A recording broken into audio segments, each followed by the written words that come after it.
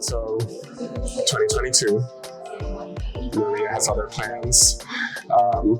And you step out of the shadows where you were, and so now you're stepping into her shoes.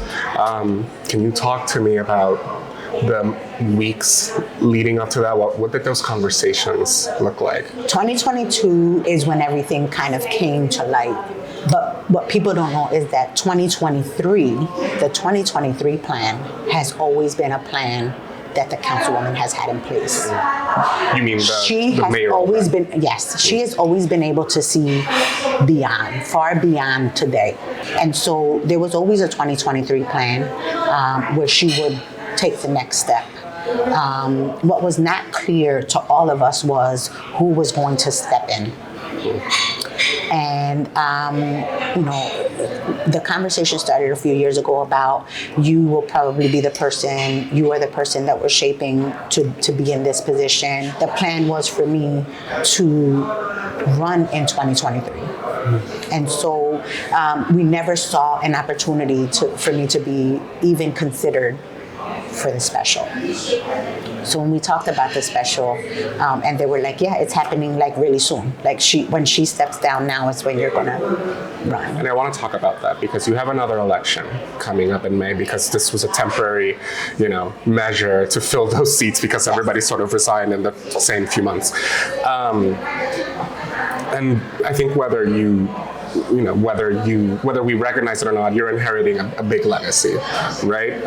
You're inheriting a tumultuous time in city council. And I remember when we first spoke that you wanted to work towards mending some relationships, but it doesn't take away from the fact that you have a lot to prove from here up until May. So how do you plan to do all of that at once? It is challenging. In 5 months? In 5 months, yes. It is challenging, right? But I think that what is important is that all of those folks that I mentioned, whether it be the Senator Tartaglione, Carlos, the Councilwoman, Representative Burgos and Dawkins, the community, the party, regardless of how they feel, I think that I have built a relationship of respect with all of them. And I have showed them that I can work hard and that I'm going to show up every day, regardless of whether the challenge is a large challenge that may look like I'm not going to be able to deliver, or a very small one. Regardless of what it is, I've always been present. And I'm able to hear and work with all of them through all of those challenges, regardless of what they have been. Sure, but you also have a district to look after. Yes. So what are your priorities right now? There are a lot of things, but I think we can't ignore the fact that we are in the 7th Council District, the epicenter of an opioid crisis. And that's what it is. It's a crisis that has existed for about 20 years.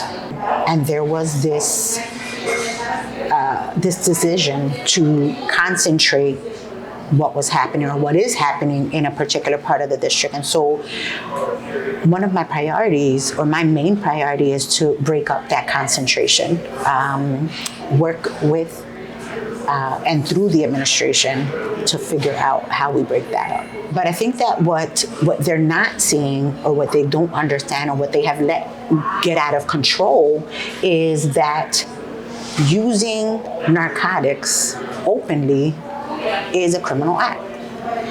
You're breaking the law. And so as an administration, as leaders, regardless of who you are in government, we need to find ways, or we should have found ways, to be able to address the law that is being broken. And if it is not bringing them all together and bringing them to a particular place where they will address their health crisis, then it has to be incarceration, right? Something has to happen. But the fact that they are allowed to sit on a city street where children and families have to pass every day, or where businesses are trying to conduct business every day, by having them there, it's unacceptable. And so when I say hold people accountable, there are many levels of accountability that need to happen, but it has to start at the top. The first thing we need to do is refrain from using "we can't arrest our way out of it," because the perception has been misunderstood. Right? I think that they were more saying we don't want to criminalize that, and we don't want to incarcerate them. So people are saying, okay, well, you're saying that, and we don't want to do these two things, then we're not going to do anything. And community residents don't want that. Community residents want to see police do their jobs. Do they want to be over-policed? No. Do they want police brutality? Absolutely not. But they want the law to be upheld in their community.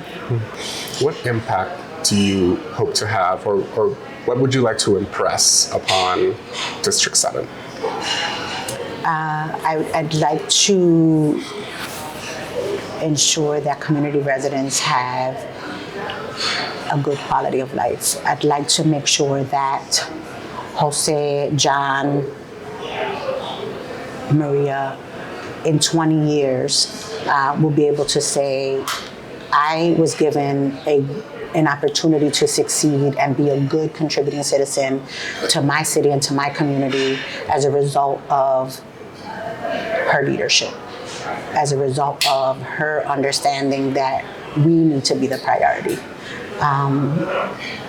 That keeps me up at night, ensuring that tomorrow's future is given the same opportunity to succeed, and that they have people to look up to the way that I did. Gracias, Quetcy. Gracias.